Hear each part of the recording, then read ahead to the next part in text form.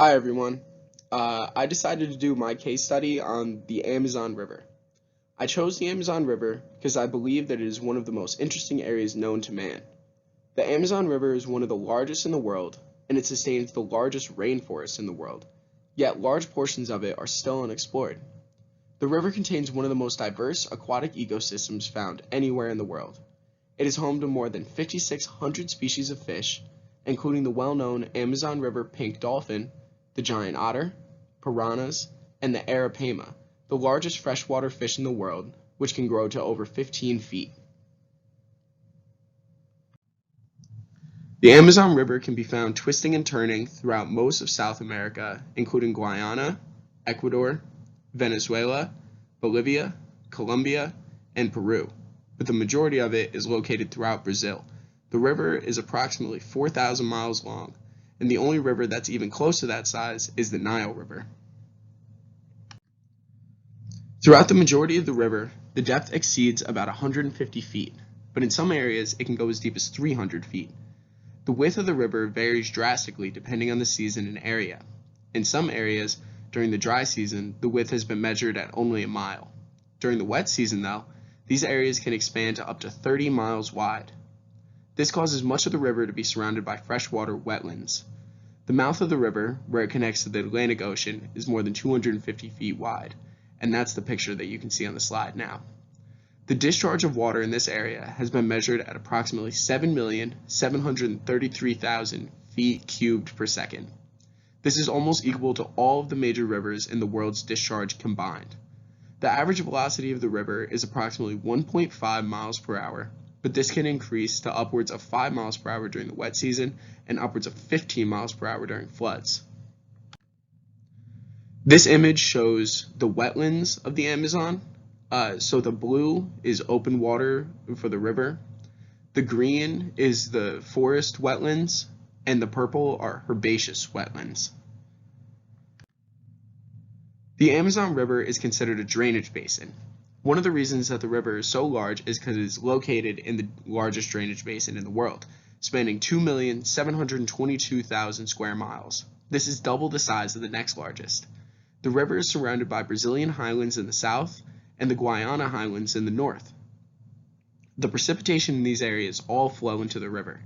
The climate of this area is very hot, rainy, and humid. Of course, being located in a rainforest, this area receives high levels of precipitation, 60 to 120 inches annually. The combination of the topography of the area, the high levels of precipitation are the cause of the river being so large. The Amazon River and its surrounding basin have always been a source of controversy. The area is so high value, so large, and runs through so many different countries, it can be hard to get people to agree on what they want to do with the area. One such attempt at this is the Amazon Cooperation Treaty, which was created in 1978 and put into place in 1980.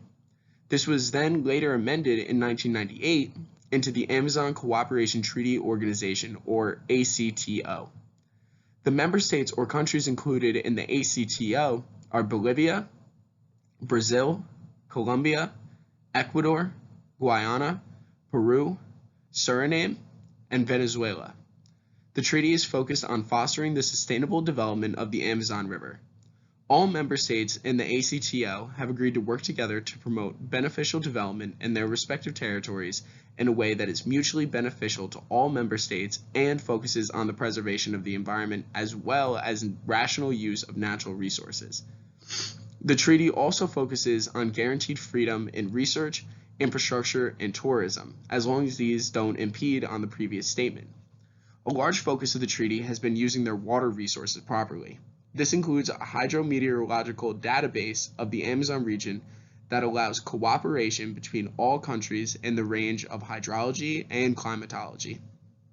There has also been aims at integrated management of hydrobiological resources and a standard agreement on measurements in order to prevent contamination of the river.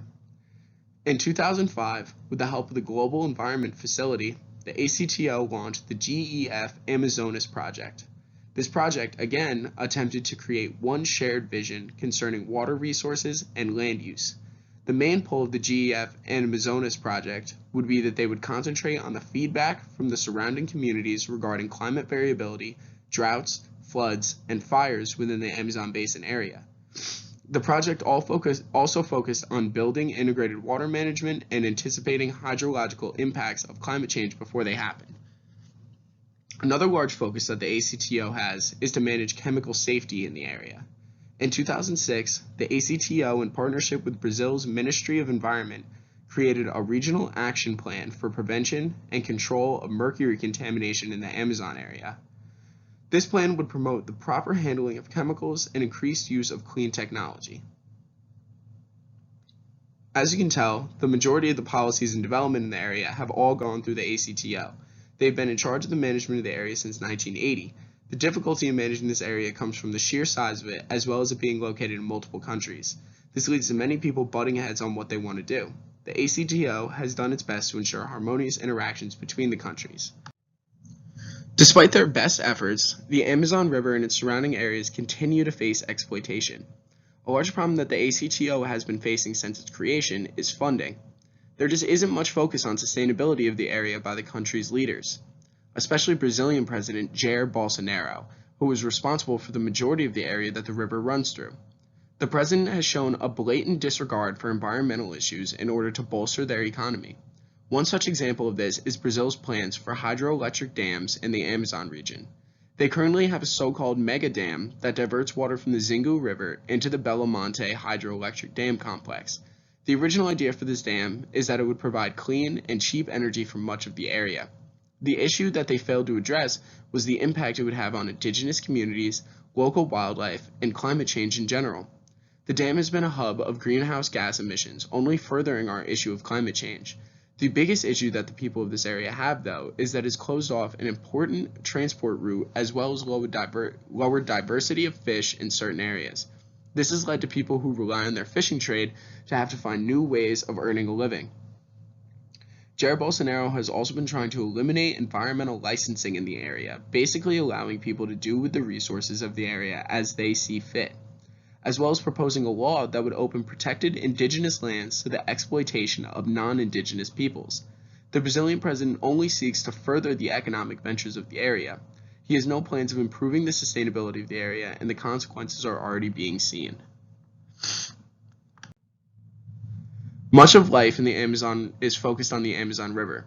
The animals and trees use it as their water source, and it is intertwined with the livelihood of the local populations. The river contains a large variety of fish species that the locals use for food, as well as trading because some species can only be found there. The locals also use the river as transport and trade channels to get around.